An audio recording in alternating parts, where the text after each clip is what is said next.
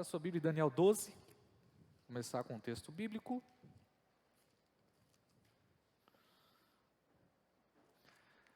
E resumindo, aperta o cinto porque o negócio vai estreitar para nós. Os próximos anos aí. Resumindo é isso. Aperta o cinto, acerte a sua vida. Firme a sua casa na rocha. Aquela palavra sobre as duas casas. Mateus 7. Mateus 7 fala sobre duas casas, né? A casa que edificou na areia e a casa que edificou na rocha. O que nós temos que fazer? Edificar nossa casa na rocha, porque o chicote vai estralar. Se 2020, 2021 está conturbado, se prepara, aperta o cinto, que o chicote vai estralar para os próximos anos. E eu não quero ser pessimista demais, né? Mas esse mundo não tem solução para ele sem Jesus Cristo. Não tem. A política não tem solução sem Jesus. Por mais que tenhamos uma palavra otimista, não é possível viver o reino sem o rei. Não é possível viver o equilíbrio, viver paz sem o príncipe da paz. É impossível. É impossível viver harmonia, viver unidade sem aquele que é o autor de todas essas coisas. Então, é necessário que ele venha. Amém? Ou glória. Toda vez que eu falo esses assuntos aí, o coração da gente fica pegando fogo. Daniel capítulo 12, vamos ler o capítulo todo, só para a gente ter um texto aqui de base, para começarmos aqui. Naquele tempo, Miguel, o grande príncipe, se levantará a favor dos filhos do teu povo. E haverá um tempo de tribulação como nunca houve desde que existiu nação, até então. Mas naquele tempo teu povo e todo aquele cujo nome estiver escrito no livro da vida será salvo, liberto. Verso 2: muitos dos que dormem no pó da terra ressuscitarão, uns para a vida eterna e outros para a vergonha e desprezo eterno. Os que forem sábios resplandecerão como o fulgor do firmamento. Eu não sei como está em outras traduções aí. Tem outra tradução aí? Os sábios resplandecerão como?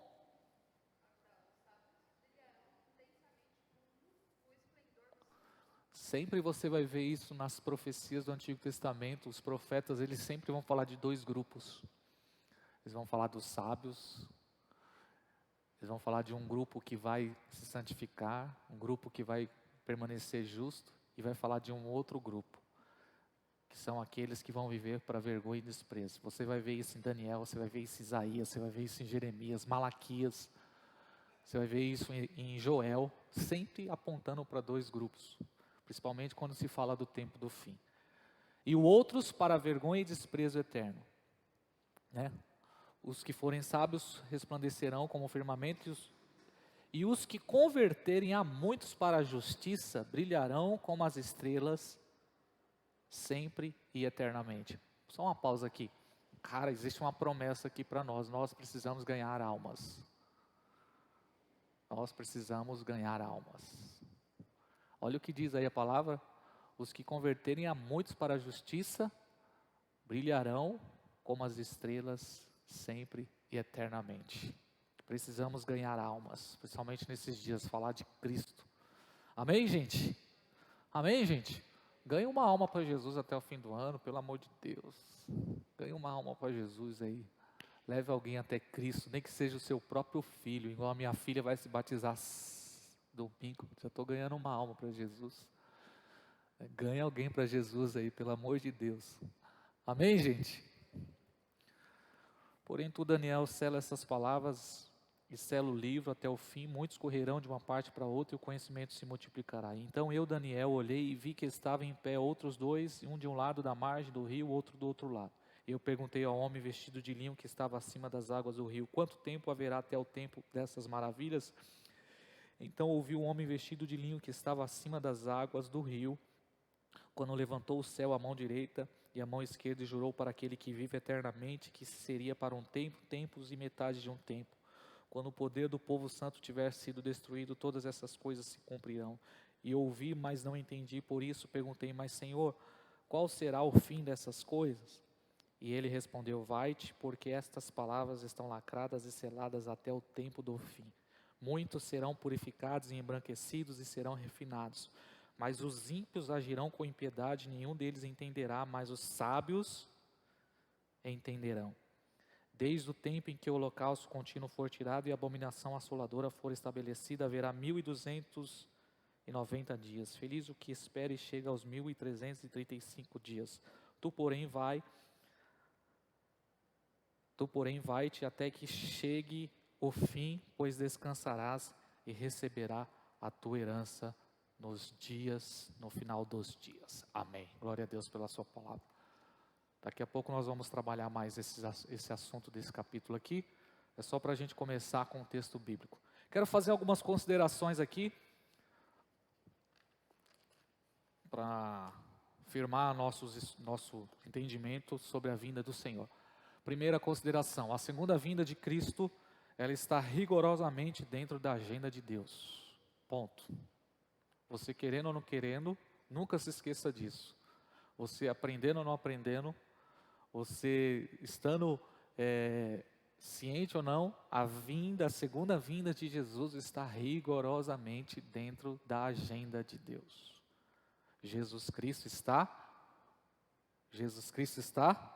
voltando. Deus está no controle da história e, independente do que você faça ou deixa de fazer, isso vai acontecer porque é bíblico, é verdade, é absoluto e é uma doutrina da nossa fé. Faz parte do plano de Deus e nós aprendemos aqui, né? Sobre o plano de Deus, propósito de Deus. E nunca se esqueça disso, amém, gente? Se você puder marcar isso na sua vida, a vinda de Jesus Cristo faz parte do plano de Deus. A segunda vinda de Jesus faz parte do plano de Deus. Deus tem um plano e o plano de Deus é perfeito, é eterno. O plano de Deus, ele é poderoso. E a forma mais simples de nós entendermos o plano de Deus é compreendermos que as Escrituras, ela fala sobre essa história. Amém? A Escritura fala sobre a história do plano de Deus. É o propósito de Deus revelado aqui, de Gênesis a Apocalipse. A Bíblia vai contar a história do plano de Deus. E a segunda vinda de Jesus está dentro do plano de Deus. Você pode repetir isso? A segunda vinda de Jesus está dentro do plano de Deus. É a agenda de Deus. Faz parte do plano de Deus. E é importante a gente entender e sempre falar sobre o plano de Deus para que a Bíblia não seja um livro chato, pesado. Se você e eu não tivermos esse entendimento, vai se tornar pesado. Você não vai aguentar ler a Bíblia. Vai ser um texto chato, vai ser um texto pesado, você vai ficar sem sentido. Mas a partir do momento que você entende, não, tem uma história aqui. De Gênesis a Apocalipse, tem uma história. E essa história é a história do plano de Deus. E nós aprendemos aqui, o plano de Deus foi estabelecido na eternidade. Então Deus, ele vai, e o que ele faz? Cria todas as coisas para a glória do teu nome. Houve a queda, depois, redenção, e por último, consumação. Eu sei que a gente esquece, até eu esqueço também. Mas o plano de Deus é criação, queda, redenção e consumação. É a história da Bíblia. Paulo fala sobre o plano de Deus, e toda vez que ele falava do plano de Deus, tinha louvor nos seus lábios. Se você ler Romanos 11, ele vai falar, ó, profundidades das riquezas, da sabedoria, do conhecimento de Deus, porque dele, por ele, para ele, são todas as coisas. Então, de eternidade a eternidade, Ele é Deus, tudo tem a ver com o plano de Deus, Deus está no controle de todas as coisas, e a consumação, o tempo do fim está dentro da agenda de Deus, nada foge do controle de Deus. Ele criou todas as coisas para a sua glória, tudo é para a glória de Deus. E o que é a glória de Deus, gente? A glória de Deus é a plenitude de Deus, tudo que Deus é. E a Bíblia tem uma promessa que diz que a terra será cheia da glória de Deus. Então, para que a glória de Deus se manifeste, é necessário todo esse cenário que a gente está vendo, inclusive as tribulações, inclusive todo o caos que nós vemos hoje, faz parte do plano de Deus para que a glória de Deus se revele. Glória de Deus, atributos de Deus, misericórdia, paz, justiça, soberania, criação, onipotência, onisciência, amor, tudo isso é a glória de Deus. Então a história tem a ver com a glória de Deus. Amém? Nunca se esqueça disso. Segundo lugar, eu quero fazer uma outra consideração. Quando a gente estuda o assunto do fim dos tempos, sempre tem que ficar claro, e você não pode esquecer disso, que existem várias visões sobre esse assunto. Lembra? Várias visões sobre esse assunto. O que é uma cosmovisão? É um ponto de vista. Então você vai ver pessoas falando acerca da doutrina do tempo do fim, e você precisa ter pelo menos uma clareza de qual é a linha de pensamento que essa pessoa está falando. Amém, gente? Isso tem que ficar claro e nunca se esqueça disso também. Você vai ouvir várias pessoas falando sobre esse assunto, mas você precisa entender. Espera aí, existe um ponto de vista, tem uma cosmovisão, e eu não posso esquecer disso. Amém? Certo, gente? Beleza? Fechou? E qual que é a nossa cosmovisão aqui? Hã? O que nós cremos? Que Jesus vai voltar. Todos eles creem que Jesus vai voltar. Mas qual que é a nossa linha de interpretação aqui? Nós somos pós-tribulacionistas, pré-milenista histórico. E por que nós procuramos estudar dessa forma? Por que, pastor, você escolheu essa linha de interpretação? Não existe outras? Sim, né, gente?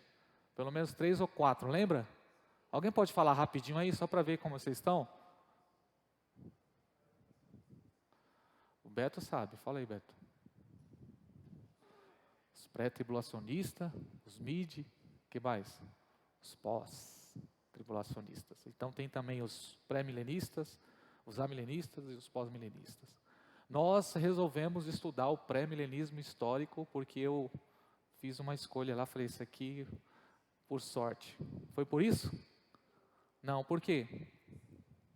Porque é o mais antigo. É o mais próximo da igreja primitiva. Então, os discípulos dos apóstolos, eles criam dessa forma. Então, é a forma mais antiga, por isso que é chamada histórica. E os outros pensamentos são novos, são pensamentos que surgiram no século XVIII aí, que são os mais conhecidos. Sabe, o filme Deixados para Trás, alguém já assistiu esse filme? Deixados para Trás?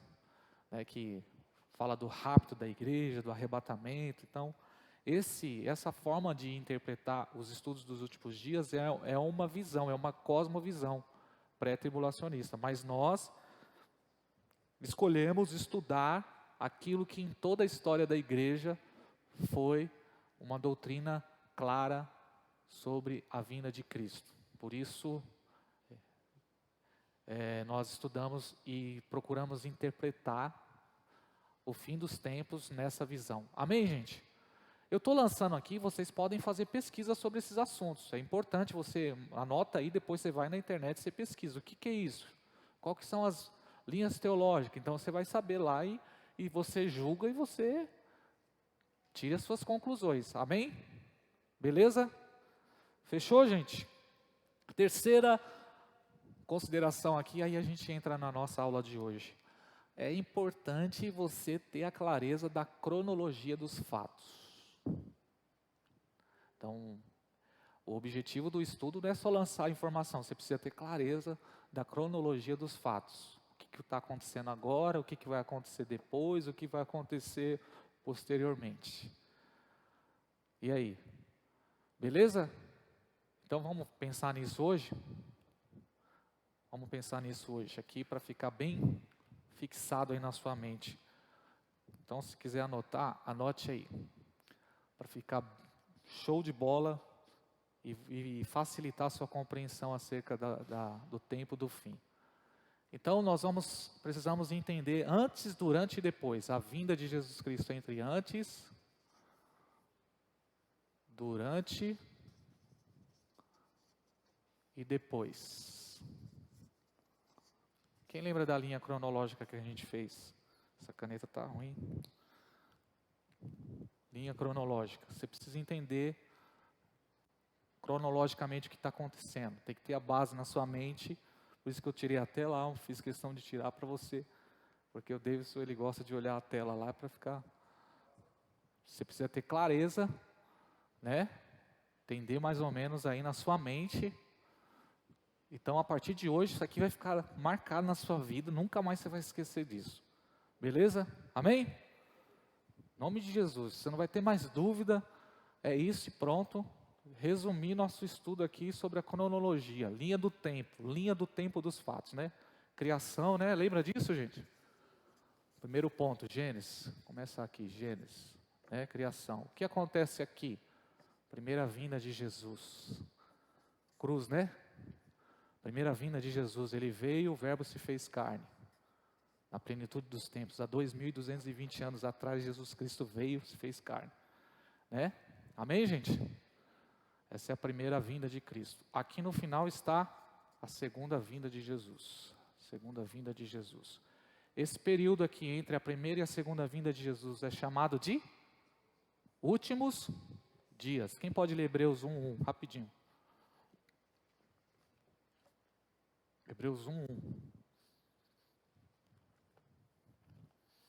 Tem que ser muito rápido, gente. Muito rápido, muito rápido.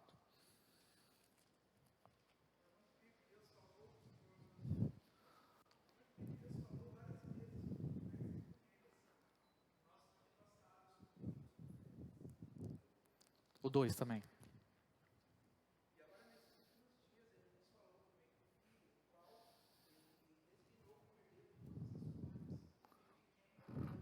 Beleza, gente, nunca mais esqueça disso. Antigamente, Antigo Testamento, um período. Últimos dias começa quando? Quando Cristo veio. Primeira vinda de Jesus, últimos dias. Amém? Então, os últimos dias começa pelo Filho. Jesus se manifestou em carne, veio a primeira vez, 30 anos, 33 anos morreu, na cruz ressuscitou no domingo, ficou 40 dias com os discípulos, subiu aos céus, primeira vinda de Cristo. Entre a primeira e a segunda vinda de Jesus, a Bíblia chama esse período de últimos dias. Ok? Beleza, gente? Fechou? Beleza, vamos lá. Últimos dias. Nesses últimos dias, Mateus 24 vai falar sobre uma cronologia de fatos que acontecem, que nós sabemos que são chamados os sinais. Então, depois da vinda de Cristo, Jesus Cristo veio a primeira vez, ele morreu, ressuscitou, subiu aos céus, começou uma série de sinais, ele apontando, eu subi, mas eu vou voltar. Lembra disso? Atos 1:8, Atos 1:9, ele subiu aos céus e ele vai voltar. Mas ele deixou muitos sinais, porque essa foi a pergunta dos discípulos. Espera aí, o Senhor vai voltar, mas explica como é esse negócio. Como é que vai ser? Vai ser agora? É agora que o Senhor vai manifestar o reino? Quando é que o Senhor vai vir? Explica como funciona porque nós queremos estar cientes de tudo isso. Então Jesus deixou lá em Mateus 24, Marcos 13 e Lucas 21 uma série de sinais. Se você quiser marcar na sua Bíblia, você sabe esses textos até de cor, né? Esses textos aí. Jesus deixou uma série de sinais que apontam para o tempo do fim. E Jesus, ele apresenta esses sinais, e Paulo vai fortalecer isso como uma mulher que está grávida. Então imagine uma mulher que está grávida. Então começou a vinda de Cristo, a primeira vinda de Cristo, como o início da gestação. Então começou-se os sinais, a destruição do templo, começou a perseguição da igreja, o livro de Atos, a história de Paulo, o decorrer de toda a história. Então começou o princípio das dores, foi vindo, e Jesus apontou em uma certa etapa ali dos sinais que essas contrações iriam aumentar, né? Como uma mulher que está grávida, vai chegando a hora de dar luz, vem as dores. Aí dá aquela pausa, um intervalo, o pastor Rogério pregou sobre isso, né, pastor? Aquele intervalo que vem, depois vem a dor novamente. E esse intervalo ele vai se encurtando, né? É isso que acontece com as mulheres que estão grávidas, que já estiveram grávidas aqui, sentiram as dores de parto. Então, à medida que vai chegando o momento do nascimento do filho, as dores, elas aumentam e os intervalos entre elas diminuem. É o que tem acontecido com todos os sinais que Jesus deixou: fome, terremoto, pestes, perseguição. À medida que a vinda de Cristo se aproxima, esses sinais estão aumentando. E é o que nós temos visto aí, a televisão, nas mídias, agora todo dia terremoto, todo dia vulcão que estoura, todo dia violência, guerra. Por quê? O aumento dos sinais. Então, o último sinal, um dos últimos sinais que vai fazer essa distinção entre antes, durante e depois da vida de Cristo, chama-se, nota aí, grande tribulação. Grande tribulação.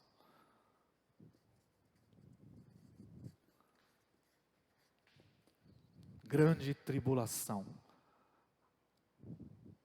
A grande tribulação é um período de 7 anos. A grande tribulação, ela acontece antes da vinda de Jesus. Então, antes da vinda de Jesus, é a grande tribulação. Aí, segundo a segunda vinda de Jesus, nós vamos pensar aqui um pouquinho sobre isso, o que acontece na segunda vinda de Jesus. Segunda vinda. Eu falo segunda vinda porque... Ixi, rapaz, está feio aqui o negócio. Segunda vinda. E depois da segunda vinda, o que acontece? Milênio. Então nós vamos pensar um pouco sobre esses 3 períodos aqui, beleza, gente? Milênio, é isso mesmo, milênio. Milênio, 1000 anos. Milênio é 1000 anos. Então vamos lá. Antes, durante, depois. Você pode declarar isso? Antes, durante, depois. Vamos pensar um pouquinho sobre cada um dos 3. Para isso eu vou ler um livro aqui que eu trouxe. Cadê? Será que eu trouxe mesmo? Obrigado, menina. Eu vou ler o livro aqui, você vai prestando atenção, porque esse livro é top, gente. Esse livro aqui é muito bom, cara. A grande tribulação, esse período aqui, é o mais terrível momento da história, na qual a humanidade irá viver a plenitude do pecado e da maldade. Vamos ler uma referência bíblica, 2 Tessalonicenses 2:3 e Mateus 24:15, rapidinho.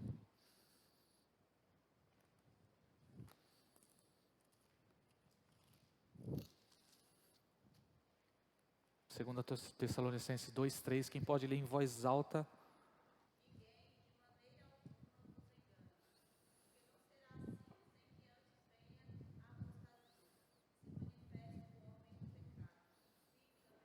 Ou seja, antes da vinda do Senhor Jesus Cristo, haverá um período chamado de grande tribulação. E esse período vai começar, segundo Paulo, com o que chamamos de a manifestação da apostasia, do iníquo, do homem do pecado, do anticristo. A manifestação desse cara se dará início a esse período de grande tribulação. Mateus 24:15 confirma isso. Quem pode ler?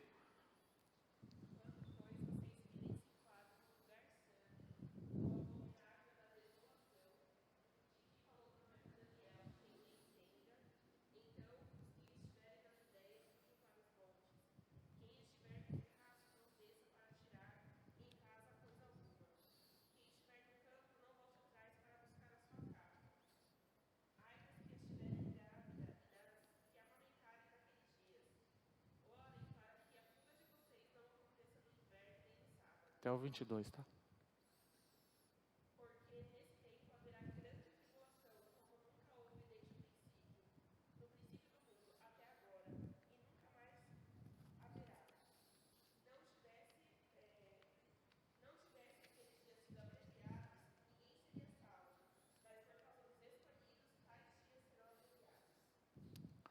Então, antes da segunda vinda de Jesus, a Bíblia fala sobre um período de grande tribulação. E olha o que ele diz aqui, ó.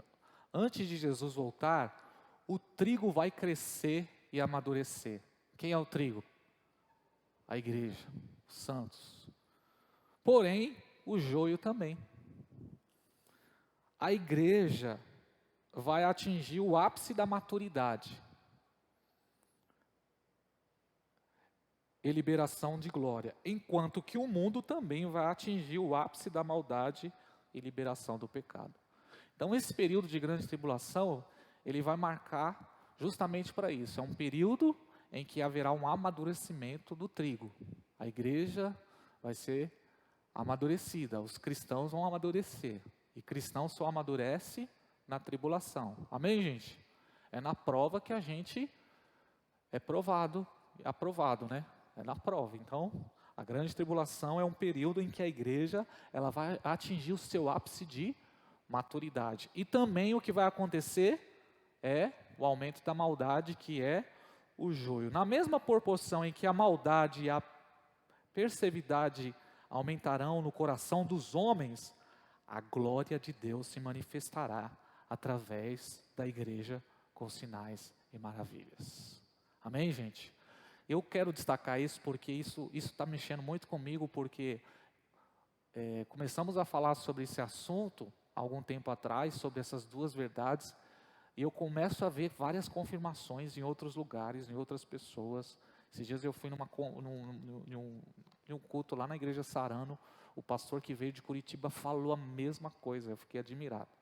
Eu e o pastor André, nós fizemos a viagem para Brasília, nós conhecemos um casal lá, eu mantive contato com esse casal, estou falando com ele lá, pastor, inclusive hoje falei bastante com ele, e ele visitou um pastor também que é pioneiro no Brasil, um dos caras que foram apóstolos aí em vários ministérios conhecidos, Igreja do Nazareno, Igreja Sara Nossa Terra e outras igrejas mais. Esse senhor está com 82 anos e é justamente o que ele ouviu desse senhor. Quando ele estava lá, ele está morando em uma fazenda lá no estado de Goiânia, se eu não me engano, e justamente o que ele falou foi isso, sobre essas duas vertentes, essas duas realidades, um aumento da iniquidade, mas também um aumento de santidade da igreja vivendo maravilhas. E na grande tribulação será o ápice disso. Amém, gente? Na mesma proporção que haverá maldade, também haverá sinais. Olha só o que o autor diz aqui, ó. Deus vai fazer Atos novamente e Deus vai fazer Êxodo novamente em uma escala global. O que vai acontecer na grande tribulação é o que aconteceu no início da igreja, Atos. Então, novamente iremos viver a igreja como nos dias de Atos. A igreja primitiva e a igreja dos últimos dias, mas agora a igreja dos últimos dias em uma escala global. E nós também viveremos o Êxodo. Assim como Moisés viveu grandes livramentos e o povo, na época do Êxodo, também nós vamos viver nos últimos dias dessa forma. Seu julgamento sobre a terra, enquanto estiver liberando seu julgamento sobre a terra, ele capacitará a sua igreja para ser a sua parceira neste momento crítico. Portanto, o dia do Senhor será terrível para os que não o conhecerem, mas glorioso para aqueles que estarão ao lado de Cristo. Vamos ler só mais um texto, Malaquias 4:5, para confirmar isso? Malaquias 4:5, último livro do Antigo Testamento. Grande tribulação, período de ápice da maldade e um período glorioso para aqueles que servem a Jesus. Pode ler.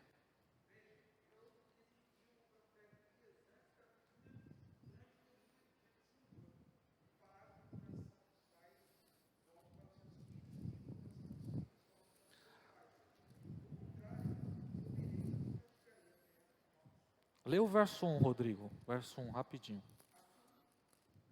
1 e o 2, vamos lá.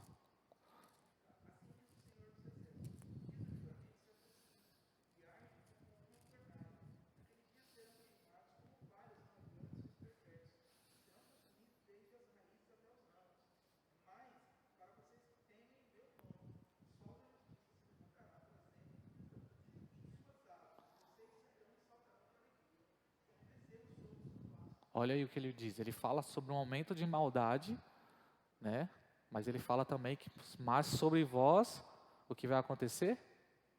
Resplandecerá o sol da justiça, confirmando o que os outros profetas também falam sobre a medida que o grande dia do Senhor se aproxima. Através do ensino de Jesus de Mateus 24, nós vamos observar pontos importantes a respeito da grande tribulação. Esta será o período mais violento da história, com eventos destrutivos como jamais visto antes. Amém, gente? Então é o que eu falo, aperta o cinto que o chicote vai estralar. Esse período é um período em que haverá muitos eventos destrutivos. Mateus 24 fala sobre isso, ok? Mateus 24:14 diz que a abominação da desolação, isto é, a maldade terrível que causa desolação sem precedentes, sinalizará o início do período da grande tribulação. Isto acontecerá no templo judeu, quando o anticristo exigir para si adoração devida somente a ele. Então haverá um homem que se levantará nos últimos dias e esse homem vai querer adoração para si. Paulo fala sobre isso, 2 Tessalonicenses 2. Nós estaremos aqui para ver tudo isso acontecer. Certo? Amém, gente? Pré-milenismo histórico. Desde o princípio, os crentes acreditavam dessa forma. Então, toda aquela história que nós ouvimos sobre o rapto, que nós não estaremos aqui, é uma história nova, é um pensamento novo. Só que nós acreditamos, eu e alguns, acredito que todos, acreditamos que nós estaremos aqui nesse período.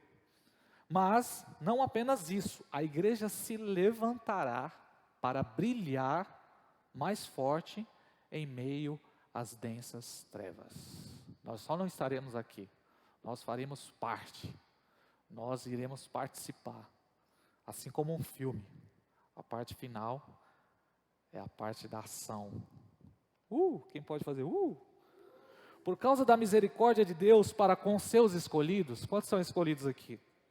Diante da dramaticidade dos eventos da grande tribulação, este período será abreviado.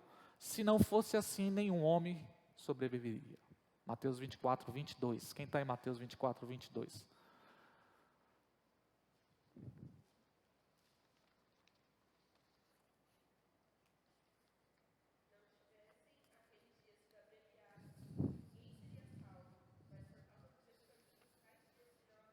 Amém. Glória a Deus. Eu creio, por isso eu digo que quando tiver o ápice desse momento de destruição, Deus ele vai vir.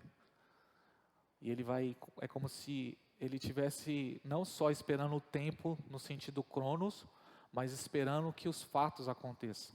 Então vai chegar um momento que o próprio Deus ele virá como um guerreiro para nos libertar, porque se fosse mesmo deixar com que todo esse tempo ele de forma natural funcionasse, nem os escolhidos iam aguentar tamanha pressão, tamanha tribulação desses dias. Mas por causa dos escolhidos, esse tempo será abreviado.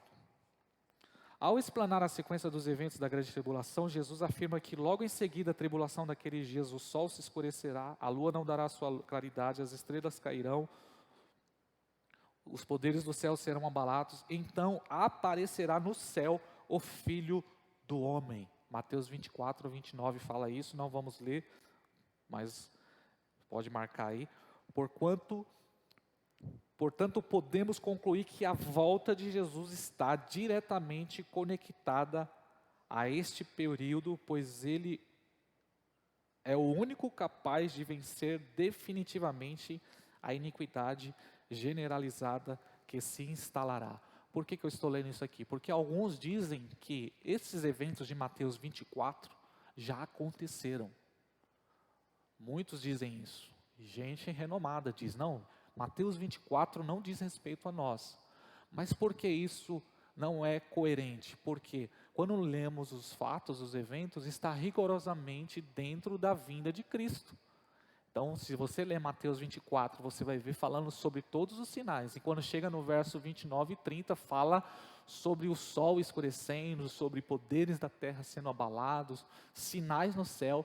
E em seguida, diz o texto, que então vem Jesus e aparece com poder e grande glória. Então, é errado se alguém chegar e falar isso para você, porque talvez você vai ouvir isso em algum lugar. Não, Mateus 24 foi na década de 70, aconteceu quando o templo foi destruído. Aí você pergunta para a pessoa, Jesus Cristo veio, o sol se escureceu, a terra se abalou nesse dia, porque a Bíblia dá uma sequência de fatos, em Mateus 24, e fala sobre o sol se escurecendo, e fala sobre a destruição. Então vem Jesus diretamente conectado a partir desses fatos. Em seguida esses fatos ele vem e ele reina. Nunca houve nem haverá em toda a história da humanidade um tempo que se compare à destruição causada pelos eventos da grande tribulação.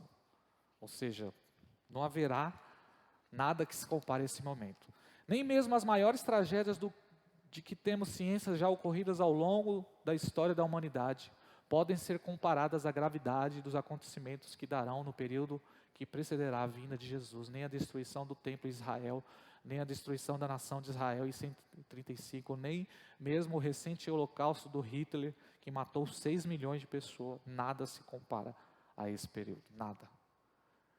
Então, o chicote vai estralar, gente. Quanto tempo durará esse período? 7 anos. E ele é dividido de que forma? 3 anos e meio. A grande tribulação é descrita na Bíblia em diversas passagens de 4 formas diferentes, representando sempre um intervalo de tempo, 3 anos e meio. Então, na realidade, são 7 anos de grande tribulação, segundo as profecias de Daniel, só que é dividido no meio. Os últimos 3 anos e meio que vão falar sobre a grande tribulação. Os primeiros 3 anos e meio é o quê? Falsa paz. É uma falsa paz e uma certa segurança. É o momento em que o grande líder vai se manifestar, trazendo equilíbrio sobre o caos e sobre tudo que está acontecendo na terra aí dos viventes. 1260 dias.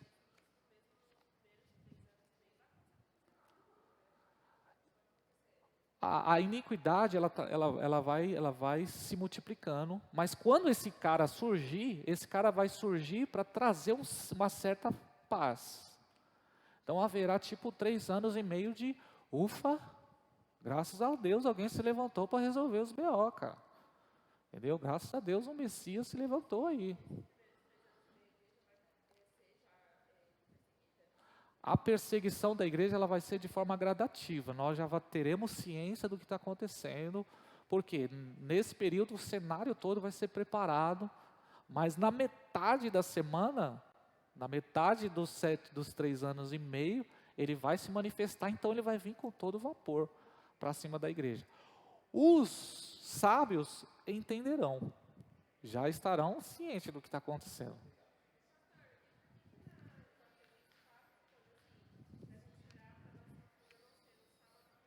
Justamente porque o cenário vai começar em Jerusalém.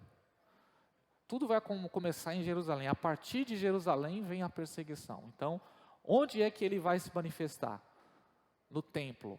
3 anos e meio lá, nesse período de 3 anos e meio é o período da falsa paz, dos acordos de pactos, onde ele vai conseguir construir o templo, não sei de que forma, porque existe mais de 4.000 anos que ninguém consegue fazer isso, esse cara vai conseguir construir o templo, ele vai se assentar no templo, e a partir dali vai começar essa perseguição. E quando se fala sobre questão do sábado e questão do inverno, é justamente por conta do povo judeu também, porque não diz respeito só à igreja, diz respeito ao povo judeu. Então, a partir de Jerusalém. A princípio, nós vamos ver isso através das redes sociais. É igual o vírus, o Covid. Começou na China, né, e a gente só estava aqui. Quem lembra das primeiras notícias lá? Você vê aquele movimento, hospital de campanha, o pessoal levantando, e tudo longe da gente. E a gente só olhando. Meu, daqui a pouco veio para Goianás o negócio, cara. Quase me matou. O negócio foi lá na China. Meu, o negócio começou lá no outro lado do mundo, gente. Hã? Foi um morcego, cara. Hã? Quem foi que trouxe para o Brasil? O italiano, eu vou falar para você, viu? Então, porque a gente tem a ideia, né? Quando começar essas coisas a acontecerem, gente, a gente vai começar a interagir com as redes sociais. Igual, a gente ouve falar de tsunami longe, né? Aí agora esse vulcão supostamente ameaçou a costa do Brasil, principalmente Fortaleza, porque está mais próximo. Por isso que eu abaixei o aplicativo lá, para entender, porque Fortaleza acho que está dentro do raio lá de que o parta lá deles lá. Ou seja, vai começar de lá, vindo para as nações. É lá que é o centro. Lá é o centro de tudo, né? Jerusalém, por isso que não tira os olhos de Jerusalém, não tira os olhos da figueira. Vamos correr aqui. Pode falar.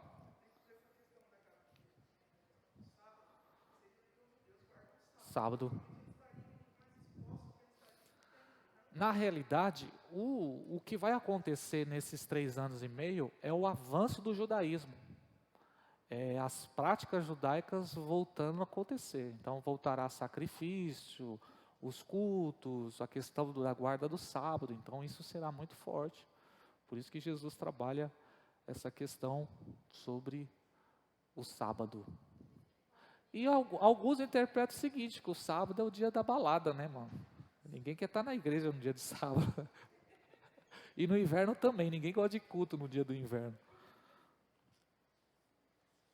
Pode ser que seja isso, né? Então, 1260 dias é o período de 3 anos e meio. Amém, gente? A Bíblia também fala 42 meses, que é o mesmo período. E a Bíblia também chama de tempo, um tempo, 2 tempos e metade de um tempo. Isso aí está registrado aonde? Daniel e Apocalipse. Apocalipse 11, se quiser marcar de novo aí, Apocalipse 11, 3, Apocalipse 12, 6, Apocalipse 13, 5, Daniel 9, 27, Apocalipse 12, 14, são referências que falam sobre esse período aí. Deixa eu correr aqui. Gente, quem vai causar a grande tribulação? Quem é o causador da grande tribulação? Deus, em primeiro lugar é Deus. Por quê? Sendo Deus soberano, olha o que o escritor aqui diz, sendo Deus soberano sobre todas as coisas, Ele é Pai e é responsável por diversos eventos que vai acontecer durante a grande tribulação. Ele julgará na grande tribulação o anticristo e seu império através da liberação de 21 julgamentos do livro do Apocalipse. Nas próximas aulas nós vamos fazer um panorama do livro do Apocalipse. Nós vamos olhar o livro e vamos entender o livro na sua totalidade. 21 julgamentos do livro do Apocalipse. A partir de Apocalipse capítulo 6, começa-se esse período. Se quiser marcar aí, marca. Apocalipse 6, começa-se esse período com a abertura dos selos. Ok? A abertura dos selos, Apocalipse 6. Quando o que está sentado no cordeiro, no trono, o cordeiro, né? Apocalipse 5 termina com um cordeiro assentado. É ele que tem poder de abrir o livro e desatar os seus selos. Então, quem é que detém esse tempo de se manifestar? Deus. Deus, Ele é quem causa a grande tribulação. Vamos entender por quê. 21 julgamentos, 7 selos, 7 trombetas e por último as 7 taças. São os julgamentos de Deus durante esse período. Começa-se com 7 selos, depois vem as 7 trombetas e por último as 7 taças. Nós estamos livres das taças. Amém? Nós estamos livres das taças. Dos selos e das trombetas não, porque Jesus veio na última trombeta. Então, Apocalipse 11, Jesus vem na última trombeta, e depois da vinda de Cristo, então, vem as últimas 7 taças. Apocalipse 14, 16. Aí as próximas aulas a gente vai falar mais sobre isso.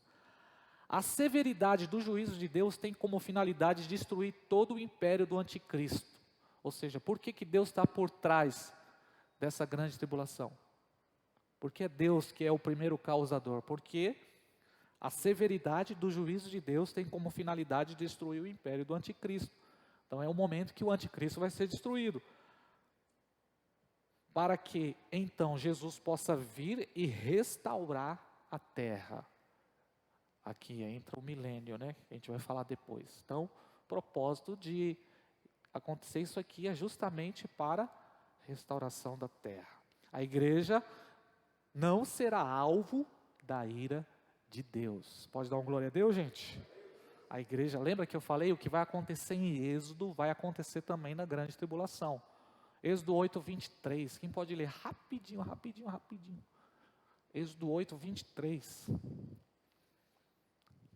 Está acompanhando aí, gente? Eu estou correndo muito?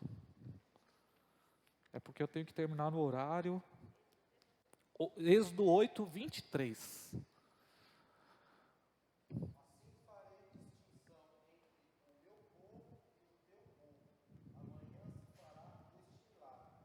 Lê o 24 só para a gente entender um pouquinho.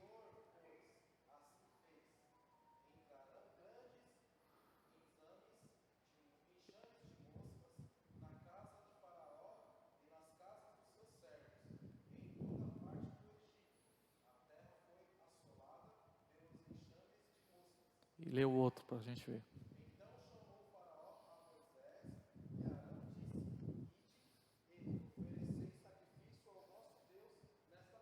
Pronto, parou. Então, só um contexto aí do Êxodo. O que está acontecendo em Êxodo? Pragas.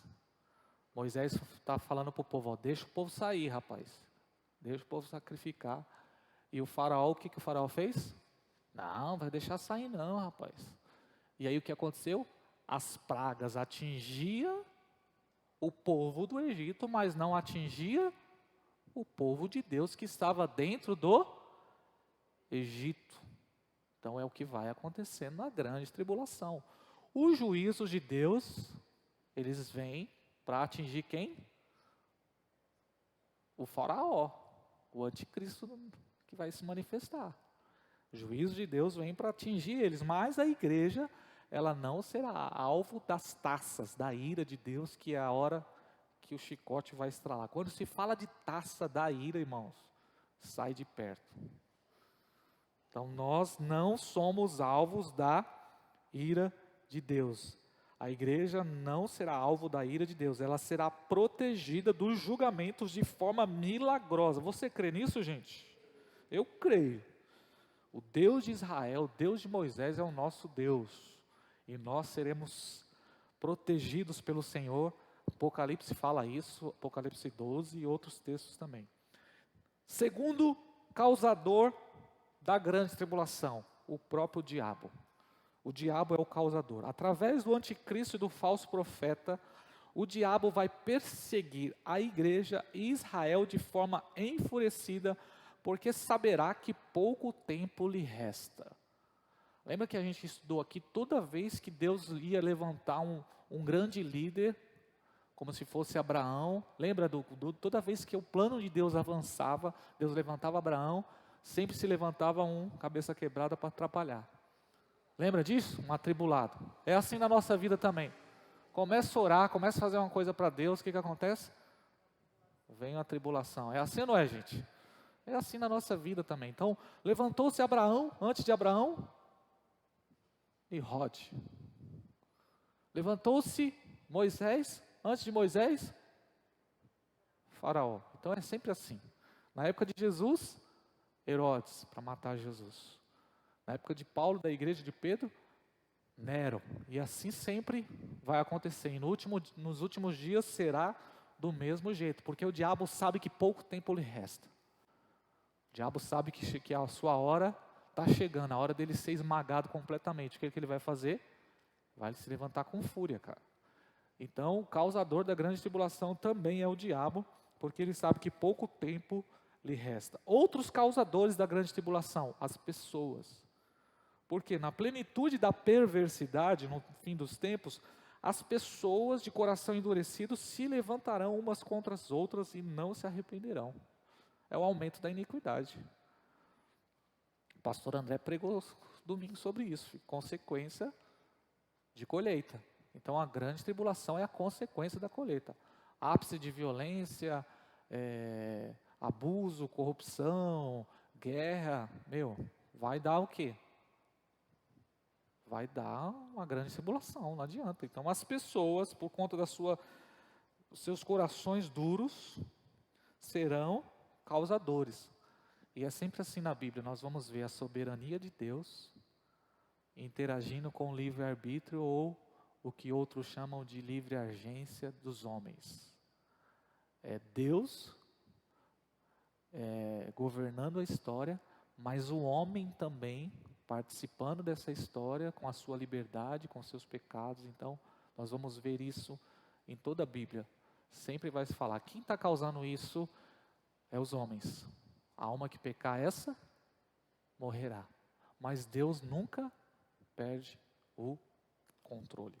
É difícil a gente entender soberania de Deus e livre-arbítrio, né? É uma polêmica danada. Quando se fala desse assunto, livre-arbítrio dá bololô. Dá bololô. Não vou nem falar sobre isso aqui porque o negócio é chato. Então as pessoas serão as causadoras, a imoralidade, os assassinatos, a inveja, a corrupção, todo tipo de pecado, dureza do coração, vai alcançar o ápice. Vai alcançar o ápice. Romanos 1 fala sobre isso. Deus deixou o homem, a sua dureza do coração, é como se isso já fosse o juízo de Deus. E o homem, ele mesmo, por conta da sua depravação, ele vai se destruindo. Esse mundo só está de pé por conta da graça de Deus. Chegou um tempo na história do plano de Deus que foi preciso Deus intervir, porque a humanidade chegou num ápice de corrupção tão grande. Gênesis capítulo 6. Foi um cenário tão horrível que a Bíblia diz no verso 6 que Deus se lamentou de ter feito o homem. Mas por conta do seu plano, Ele interviu na história. E como Ele fez para purificar a terra, mandou água. A terra estava tão suja que Deus mandou água, dilúvio. E Deus libertou um homem chamado Noé para que ele desse continuidade ao seu plano, ao plano de Deus. Então, chegou esse ápice aí, chegar a um ponto, o que aconteceu em Gênesis 6, fala até de uns gigantes lá, uns tal de nefilins. Tem uma questão também lá que é bem complicada, nem vou entrar nesse detalhe aqui, mas fala de uma mistura de homens de Deus com os ímpios, e sexualidade. Pensa numa destruição, é Gênesis 6. O negócio é sério que acontece em Gênesis 6. Na teologia, o pessoal discute Gênesis 6 porque, o assunto de Gênesis 6 é horrível.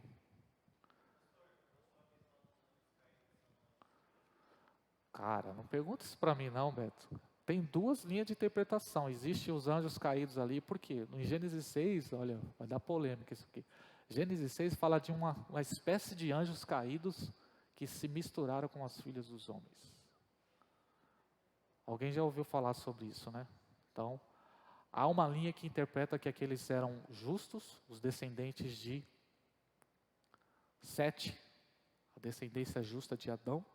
E há uma outra linha que acredita que eram anjos caídos que incorporaram e se deitaram com as filhas dos homens.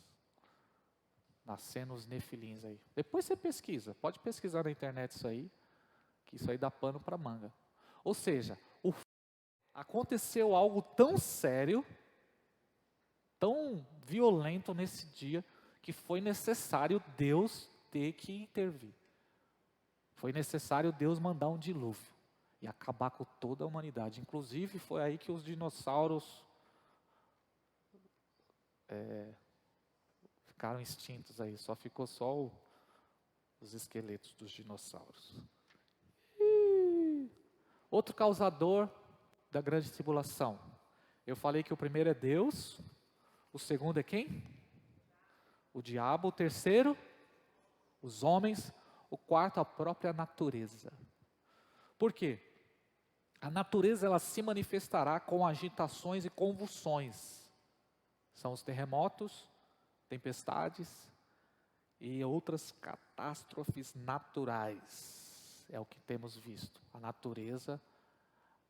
Há não sei se é geólogo, arqueólogo aí, ele diz que a Terra ela está como se fosse um coração próximo a infartar.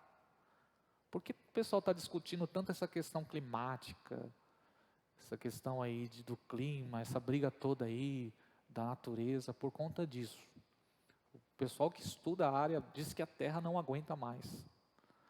A agenda da ONU agora de 2023 para 2030 é uma agenda que está trabalhando essa questão climática muito forte, porque o pessoal está com medo. E se você pesquisar na internet, você vai ver lá.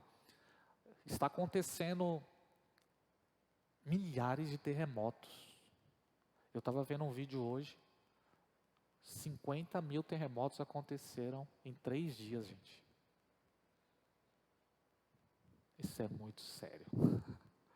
50 mil terremotos. Ou seja, a natureza, ela está agitada.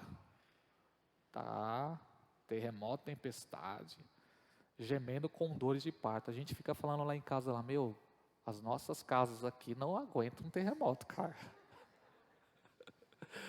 O Japão, porque tem até o vulcão Fuji lá, é um vulcão que está dormindo lá. O Japão já se preparou, porque os caras estão acostumados a isso aí. Acontece um terremoto, tem todo um... Agora o Brasil, principalmente Guianazes, vai ficar pedra sobre pedra que não seja levantada. Bateu um vento essa tarde aí, bateu um vento... Irmãos, cara, eu vi um vídeo ontem, que aconteceu em Minas Gerais. Meu Deus do céu, gente. O pessoal de uma cidade de Minas lá, 2 horas da tarde ontem, naquela ventania que deu ontem. Aconteceu um vendaval naquela cidade. Depois eu vou partilhar no Telegram lá o vídeo. O pessoal filmando. No Rio de Janeiro também. Então, cara.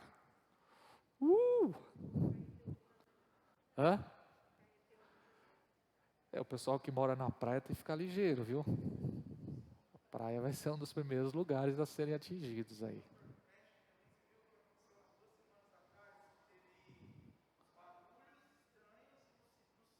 Foi, eu vi. Vários barulhos no México. E sinais, né?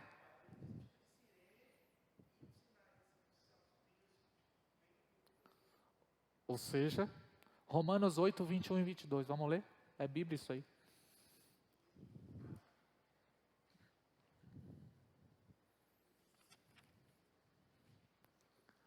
Caramba, gente, eu não consigo sair desse tema. Só Jesus na minha vida. Me perdoe, gente, mas vocês ficam fazendo pergunta também?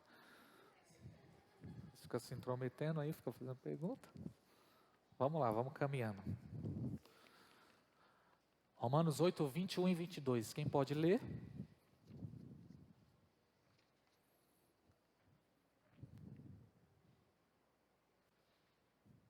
Alguém pode ler, gente?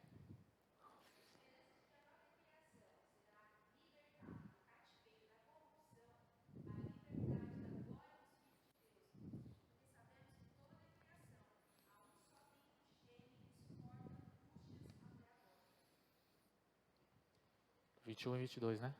É isso aí. Então a criação ela está gemendo. E ela está aguardando o quê? A manifestação. Essa palavra manifestação, no texto original, se o Beto quiser consultar aí, a palavra manifestação é a palavra apocalipse. Apocalipse. Então a criação, ela aguarda pelo apocalipse.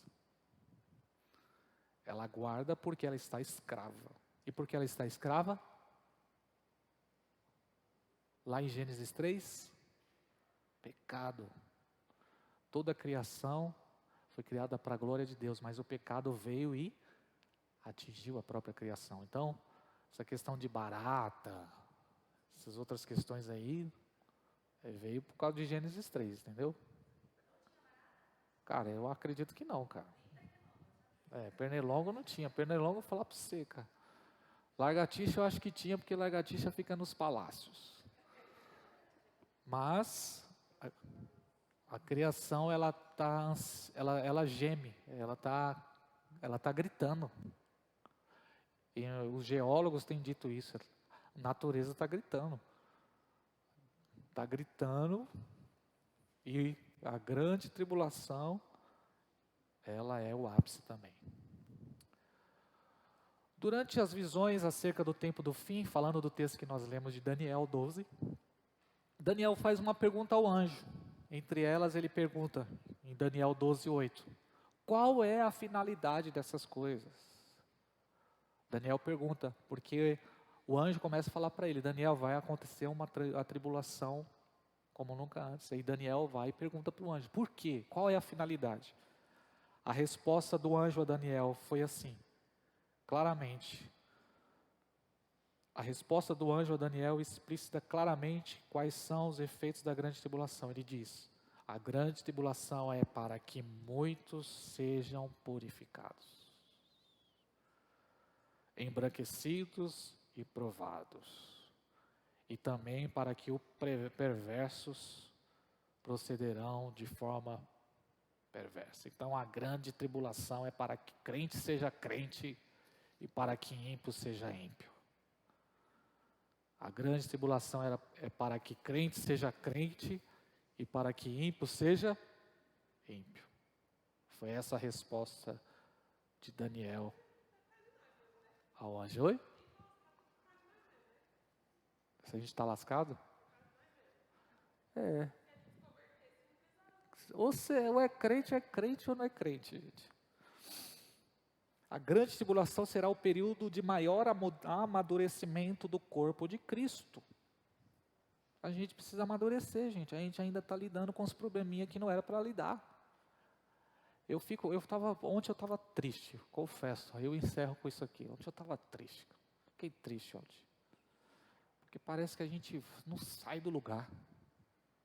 Sabe? A gente não cresce como igreja. Mesmo problema. E quando eu falo isso, falo de forma geral. As mesmas competições, não há maturidade. Os mesmos probleminhas. Sabe? Eu fiquei, meu Deus do céu, o que está acontecendo com a gente? O tempo passa, a gente ora, a gente ministra, mas parece que é os mesmos problemas. Aí eu fico pensando, Jesus amado, tem misericórdia de nós. Precisamos amadurecer. Precisamos crescer. Era para a gente estar preocupado com missões. Oi.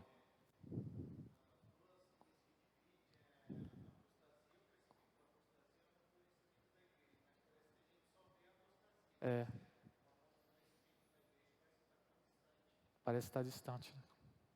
E a gente tem que orar por isso. E aí entra o nosso papel agora, é ansiar por isso. Porque a gente vai precisar de um derramamento do Espírito. E aí por isso que a gente está batendo na tecla do derramamento do Espírito. E o derramamento do Espírito só vem com o quê? Arrependimento, santidade, oração. A terra que tiver adubada vai receber. A terra que não tiver adubada não vai receber. Por que a gente está insistindo tanto? Ora, gente. Se converta, gente. Busca Deus, povo. Porque justamente o povo que estiver buscando. Quantas palavras aí a gente está pregando aí, ó. Azeite extra. Deixa as picuinhas. Se arrependa. Por conta disso. Porque a gente tem que preparar a terra para receber. Receber esse revestimento. Então parece que está distante justamente por conta desse nosso falta de, essa nossa negligência a respeito do que nós estamos sendo ministrados. Então é a necessidade mesmo de buscar Jesus, se arrepender, gente. É tempo de se arrepender. Amém? Quem tiver que converter, converta. Quem tiver que acertar, Mano, acerta agora. Não deixa para acertar depois que não vai aguentar. Acerte agora. Sabe? É isso. Por que Deus está ministrando para a gente agora? É porque a gente tem que se acertar agora. Agora é o tempo, agora é a hora. Busca o Senhor enquanto se pode achar. Invoca o Senhor enquanto Ele está perto. Vou correr aqui. Então, um panorama de todos esses eventos do fim aqui, no que diz respeito à grande tribulação. Perseguição. Então, é um período de perseguição. Tribulação, martírio, como nunca houve antes na história. Gente, a igreja do Oriente Médio, ela é, para a gente, um espelho. Eu estava fazendo uma pesquisa sobre a igreja da China. A igreja está crescendo violentamente lá. Sabe quantos cristãos tem na China? 500 milhões. E lá é proibido, 500 milhões. Nós aqui no Brasil, a totalidade é 220 milhões de pessoas. 45%, não sei, 65 milhões de brasileiros se dizem evangélicos. O evangelho hoje está um pouco diluído, né? O evangelho hoje está misturado, é leite misturado. Já tomou leite misturado, gente? Com água? Leite de caixinha, filho, é misturado com água. Quem gosta do suco Aurora? Aquele suco Aurora integral de suco de uva, quem gosta? Eu gosto, gente, aquele suco é da hora. Mas lá em casa a gente está misturando com água, para render mais, entendeu? Então as crianças estão tomando demais, eu vou lá, pego, misturo, ponho metade de água no suco, e ainda fica bom. Fica bom o suco ainda, né? O Mateus esse dia falou, credo, pai, tá ruim o suco, né? É o evangelho hoje, está diluído, gente. O evangelho hoje está diluído, infelizmente. Perseguição vai acontecer nesse período. Outra coisa, poder sobrenatural. A atuação de uma igreja madura sendo liderada pelo Espírito Santo, se manifestando na glória de Deus como nunca antes na história. Atos dos Apóstolos vai acontecer. É por isso que o Atos dos Apóstolos termina um livro sem fim. O livro do Atos dos Apóstolos não termina finalizando. Termina no capítulo 28 com Paulo preso em Roma. Não termina o livro. Por quê? Porque Atos dos Apóstolos é continuidade. A história da igreja. O derramamento do Espírito começa na igreja primitiva. E o derramamento do Espírito vai terminar na igreja dos últimos dias. Alguém pode dar um glória a Deus aqui, gente? Já está virando culto esse negócio aqui, aleluia. Terceiro, proteção. Haverá uma proteção poderosa. Neste contexto desafiador, podemos esperar um aumento da atividade angelical, trazendo livramento e provisão como nunca antes na história. Lembra de Pedro preso? Atos 12. O que aconteceu? A igreja estava na oração, queimando na oração. Falando em oração, domingo a gente vai começar domingo de outubro a gente vai começar as salas de oração aqui na igreja, amém, gente? Vamos queimar na oração, vamos queimar na oração. A igreja estava orando, pastor Rogério, o que aconteceu? Pedro estava sonhando e achou o quê? Que era uma visão, porque ele já teve uma visão antes, em Atos 10 ele teve uma visão lá de um lençol, então ele achou que era uma visão. Agora eu fico pensando, como é que o cara está dormindo, sabendo que no outro dia vai morrer? Porque Tiago foi morto. E o Herodes ficou feliz, viu que todo mundo achou da hora a história do Tiago. Tiago era um apóstolo importante, foi morto à espada. E o próximo era Pedro. E o que aconteceu? Prendeu Pedro, passou a festa, ele vai ser o próximo. Vai pôr ele vai ser decapitado, vai ser morto também. E o Pedro está dormindo, gente. Meu Deus do céu, cara. Eu não consigo dormir com 2 boletos atrasados. Os boletinhos que atrasam a gente já fica sem sono, né, pastor? Imagina sabendo que do outro dia vai ser morto. Só o Espírito Santo de Deus na nossa vida, cara. Por isso que Jesus fala, dorme, porque Ele dá àqueles que dormem. Gente, dorme porque dormir é bom demais, viu, cara? Hã? Não, tem que dormir, gente. O sono, ele é a demonstração do reino de Deus. Imagine você cansado. Quer pensar um pouquinho sobre o reino milenar, reino de Deus, céu? É o sono. Quando você chega cansado, aquele dia de luta, sabe? Você vê, você toma aquele banho, cara, e você deita e você dorme, cara. Chega ronca, cara. Tem gente que ronca aqui? Aqui não, né? Glória a Deus. Dormir é bom demais, pelo menos 8 horas, segundo os especialistas.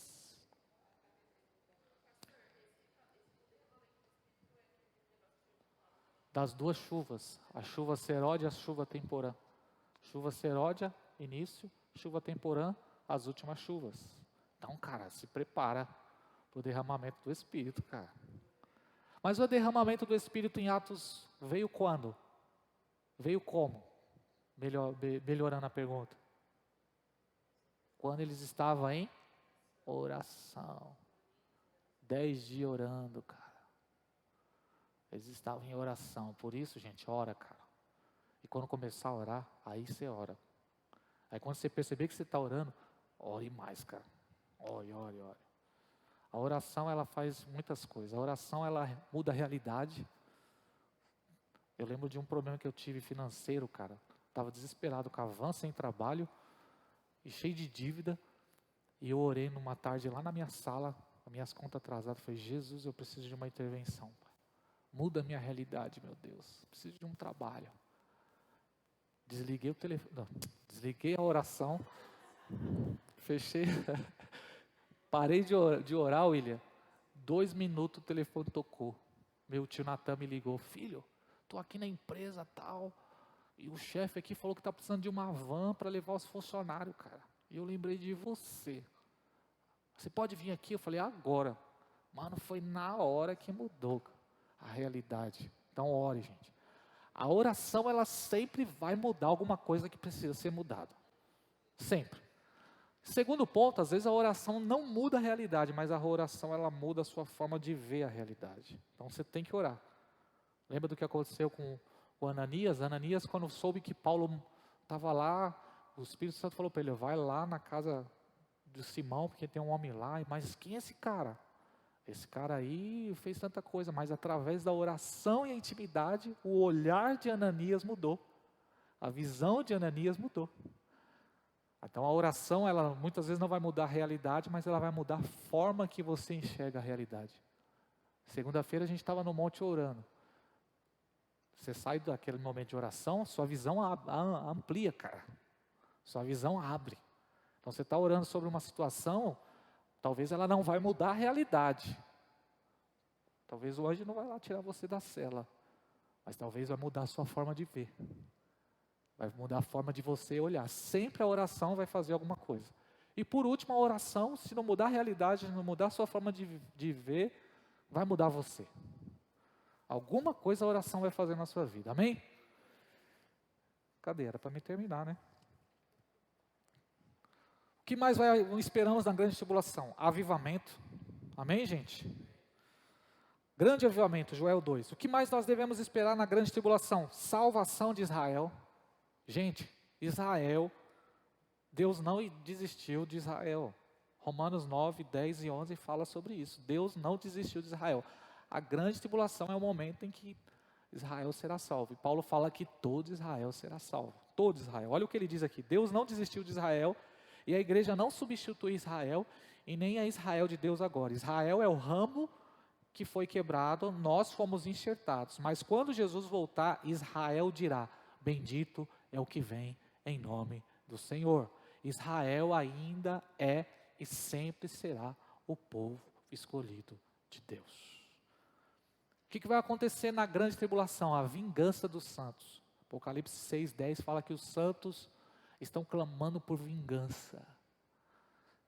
Quando o Senhor fala, minha é a vingança, então esse período é o período em que o sangue dos mártires será vingado. Sabe, os que morreram injustamente, os que foram decapitados, os missionários, é nesse período aqui, ó, que o sangue deles, sabe, o sangue dos mártires será vingado. Então a vingança dos santos. O que vai acontecer na grande tribulação? Purificação da igreja. As pressões da grande tribulação irão expor os falsos crentes, muitos se desviarão, apostatando da fé, ficando ofendidos com Deus, cheios de medo, Jesus nos ordena a prestar atenção contra os falsos profetas, os falsos mestres, pois eles terão sucesso em corromper pessoas fracas na fé, imaturas e despreparadas para os eventos que antecedem a segunda vinda. Mas vocês não serão enganados, porque vocês estão sendo ministrados. Você não vai cair no conto do vigário. Amém, gente? Amor, estou encerrando, falta só 4.000 pontos aqui. Falta só 2, tá? Amor. Os eventos escatológicos servem para demonstrar o cuidado de Deus pelo seu povo. É a hora de demonstrar o amor de Deus. Além de revelar a justiça de Deus de forma inequivocada. Então, amor e justiça. Então, imagine um período aqui, ó, em que haverá manifestação de amor, muito cuidado de Deus, e também justiça. Então, é um período de muito amor. É por isso que a resposta da igreja vai ser o quê? Maranata. E o que é Maranata? Vem logo, meu amado. Vem, vem, vem, vem, eu quero o Senhor. Glória a Deus. Tem alguém apaixonado por Jesus aqui, gente? Ou nós somos só religiosos? Paixão, paixão por Jesus. Assim como Deus castigou Jesus por nossos pecados, e por isso fomos justificados, Deus castigará a terra e a condenará sem nenhuma contradição. É o mesmo Deus de amor, mostrando que amar de verdade, mostrando o que é amar de verdade até o fim. Sabe o que acontece? Que a gente, quando fala de amor, a gente fala de amor, para amar, não tem que ter justiça, sabe? Não, amor é uma coisa, justiça é outra. E a gente começa a fazer essa distinção. E é o que está acontecendo na igreja dos últimos dias. Tem dificuldade de entender prova, de entender tribulação, de entender sofrimento. Fala, não, como é que um Deus que me ama vai permitir que eu sofra? Né? Aí a gente começa a entrar em crise aí, muita gente em crise. Será que Deus me ama mesmo? Mas uma coisa não pode negar a outra. Amor e justiça de Deus se manifestará nesse tempo. Vai acontecer purificação da terra, como nós falamos. Deus deseja purificar a terra para o milênio. Então é uma espécie, é a mesma coisa do que aconteceu em Gênesis 6. Lá em Gênesis 6, a terra foi purificada com a água. Na grande tribulação, segundo Pedro, a terra será purificada pelo fogo. Então é a purificação. Por que a purificação? Porque Deus vai reconstruir a terra. A terra será criada novamente, reconstruída. E esse período de 1000 anos aqui, que a gente vai estudar semana que vem agora, não pode passar da semana que vem. Esse período de 1000 anos é justamente essa reconstrução. Esse período em que a terra será reconstruída, restaurada, para que lá no final, o próprio Deus venha descer sobre a terra. Então haverá uma junção entre natural e sobrenatural. Coisas visíveis e coisas invisíveis. Deus habitando conosco. E nós seremos o seu povo. E Ele será o nosso Deus. E haverá novos céus e nova terra, aonde habita a justiça. O processo natural das coisas. Deixa eu ler aqui só para entender. Deus não vai cessar o processo natural das coisas. Mas Ele vai unir em Cristo o sobrenatural e o natural. Para isso acontece o milênio. E é necessário que todas as estruturas, ou seja, irmãos, tudo vai ser restaurado. Economia, religião, política, educação, artes, mídia, todas as coisas vão ser restauradas. Não vai ser eliminado, vai ser restaurado. Mas agora, qual é a diferença? Agora tudo vai funcionar de acordo com a vontade de Deus. Hoje, de fato, todas as estruturas da terra estão corrompidas. Mas, no final de tudo, Deus vai restaurar todas as coisas. Último texto, Atos 3, verso 21 e 21, verso 20 e 21. E eu encerro agora. Nunca mais.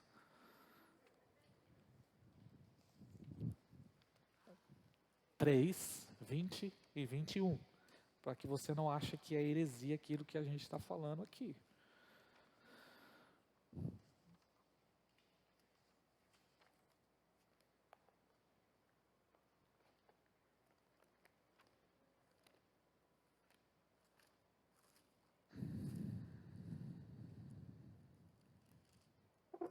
Quem pode ler?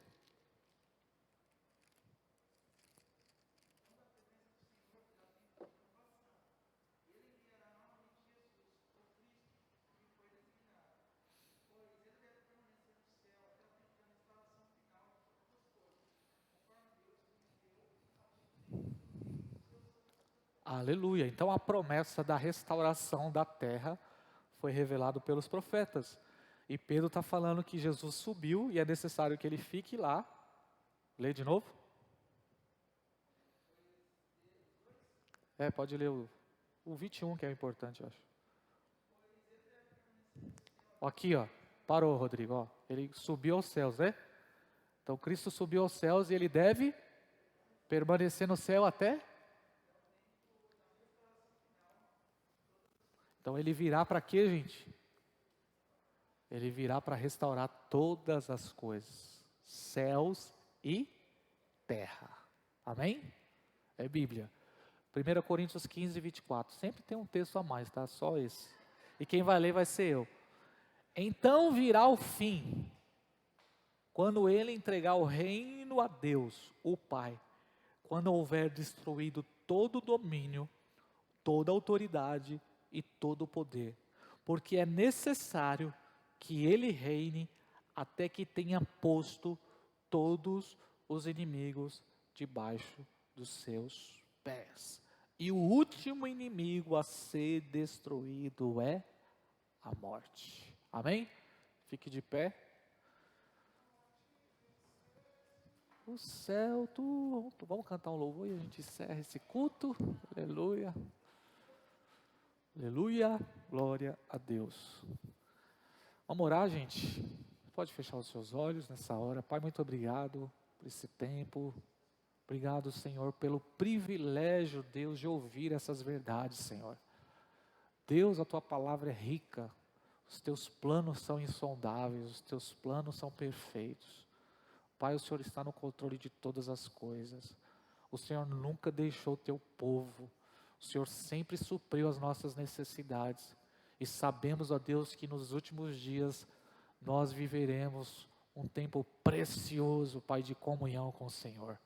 Por isso estamos aqui nos preparando através dos ensinos, ó Deus, mas não somente através desse ensino, mas de uma vida de santidade.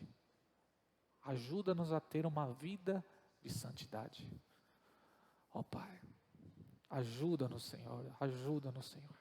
Pai, queremos romper na vida da oração, queremos romper no nosso relacionamento contigo, queremos ultrapassar os cultos, queremos desenvolver uma vida com o Senhor diariamente, Pai. Desperta a fome, a sede em nossos corações por buscar a Tua presença. Nós estamos como uma terra seca, precisando da água. Nosso coração precisa do avivamento. Nós precisamos do Teu Espírito Santo. A nossa vida sem o Senhor é vazia, Pai. Não há sentido para vivermos sem o Senhor, não há sentido. O Senhor é quem pode preencher nossa vida, por isso estamos aqui. E desperta essa fome, Pai, desperta, Senhor. Ó Deus, nós queremos experimentar esse avivamento. Senhor, eu oro neste momento, de todo o meu coração, e eu peço ao Senhor, não nos deixe fora, Senhor. Queremos estar dentro daquilo que o Senhor está para fazer, Pai. Queremos participar desse grande avivamento. Aviva essa igreja, Pai. Aviva os pastores, aviva os nossos filhos. Aviva, Senhor, aviva-nos. Queremos experimentar o derramar do Espírito Santo. Queremos ser, Senhor, revestidos de poder. Queremos viver o sobrenatural. Queremos sair dessa zona, Senhor, de conformismo, de mediocridade. Queremos, ó Deus, estar diante da Tua face, conhecer o Senhor. Ó Deus, queremos experimentar a Tua glória. Por isso estamos aqui, Senhor, aprendendo acerca da Tua palavra. Deus, Desperta-nos, Senhor, na madrugada. Senhor, continue falando aos nossos corações. Pai, a vida dos meus irmãos, Espírito Santo, ministra na vida de cada um aquilo que eles precisam, ó Pai, agir, a forma que eles precisam viver, Pai. Se existem áreas da nossa vida que precisam ser consertadas, eu oro neste momento, Senhor, dê a direção, mostra o caminho, Senhor. Ó Pai, que sejamos uma igreja que busque a Tua presença, que sejamos uma igreja conhecida, Senhor, pelo temor ao Senhor, uma igreja que ama a Sua presença mais do que os presentes, uma igreja que ama o Senhor mais do que as bênçãos. Ó Pai, no nome de Jesus, muito obrigado por essa noite. Amém, glória a Deus. Deus abençoe em nome de Jesus. Deus abençoe.